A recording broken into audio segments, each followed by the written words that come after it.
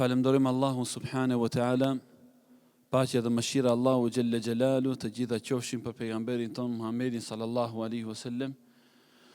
Lakni gjuhët e juja vllazë me salate dhe selame për Rasulullahin sallallahu alaihi wasallam. Allahumma salli wa sallim ala Rasulillah.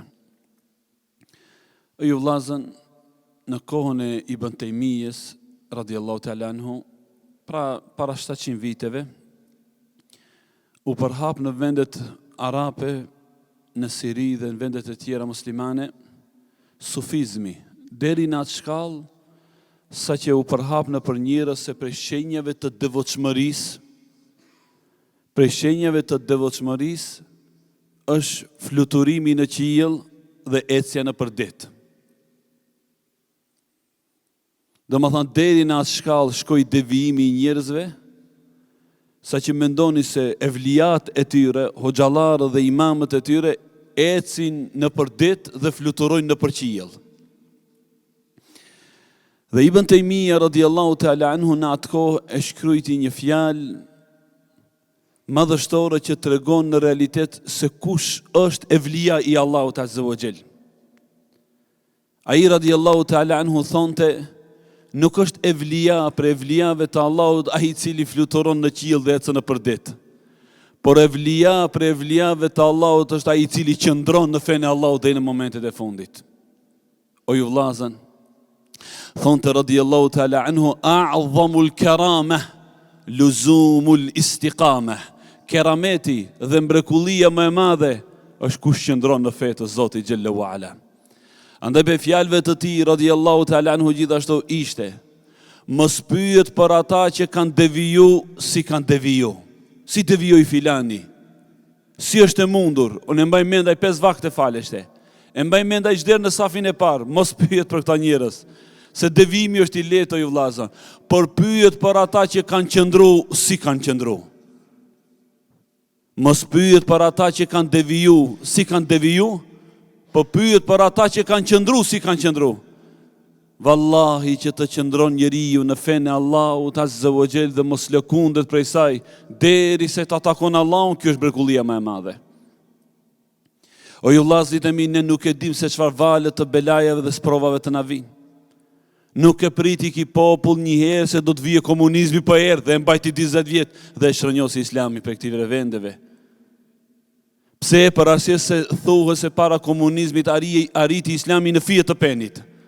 Dhe Allahu xhallahu ala e dërgoi në mesin e këtij populli një pushtetar zullumqtar dhe bashkatroi Islamin, Allah i na ruajt. Andaj e ishte edhe gajlja më e madhe e të gjithë pejgamberëve të Allahut alayhimus salatu wassalam, që nga Ademi edhe Nuhi edhe Ibrahimi edhe Musa edhe Isa edhe Muhamedi sallallahu alaihi wasallam, o Allah na jep qëndres në këtë fe derisa të takojmë.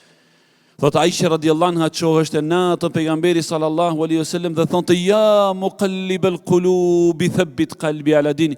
O rrotulluesi zemrave, ma përforco zemrën time në fen tënde, la ilaha illallah. Në qoftë se Muhamedi biri Abdullahi salawatu rabbi wa salamu alaihi, pas ka pas nevojë që ti lutet Allahu xhelle xhelalu që t'ja përforcon zemrën e Islamon edhe ty, mirë po ju vllazërit e mi, njeriu lutet për atë që ka gajle më shumë.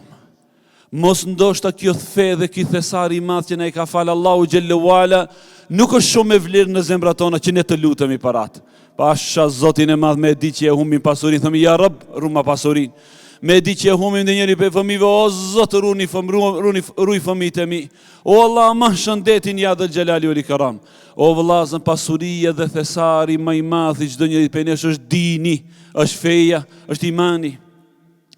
E në këtë kontekst, Rabbul Alamini subhanahu wa taala thot në Kur'an, në ajetet të cilat u lexuan në rekatin e dytë, innal ladhina qalu rabbuna Allahu thumma istaqamu tatanazzalu alayhimul malaika. Ata të cilët thanë Zoti ynë është Allahu, pra besuan, pas asaj qëndruan. Pra nuk është qëllimi vetëm se besimi, qëllimi është qëndrueshmëria në këtë besim dhe në këtë fe. Andaj ju vllazë, në qoftë se pyet njëri cilat janë dobit e këtyre ligjëratave për çdo ditë. Wallahi, në qoftë se nuk ka ndonjë dobi, vetëm se kjo është një lloj ushqimi që të na mban për gjatë gjithë ditës, në besimin e Allah, në dashurinë me Allahun subhanahu wa taala mjafton. O ju vëllezër, cili është qëllimi i filmave që i shohim për çdo ditë? Cili është qëllimi i lojrave të futbollit që i shohim për çdo ditë? Thjesht njeriu që të kalon mbasditën.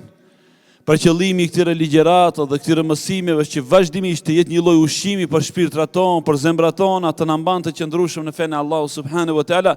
Në anën tjetër, o ju robër të Allahut, keni frikë Zotin e Madh xhallahu ala. Mos jenë këto ligjërata ju vëllezër vetëm se për të kaluar një mëngjes, vetëm për të dëgjuar diçka, por ajo që kërkohet o ju vëllezër e mi që të punojmë sipas asaj që e dëgjojmë. Se Allahu xhallahu ala në Kur'an thot: "Walau annahum fa'alu ma yu'adhun bihi lakana khayran lahum wa ashadda tathbita."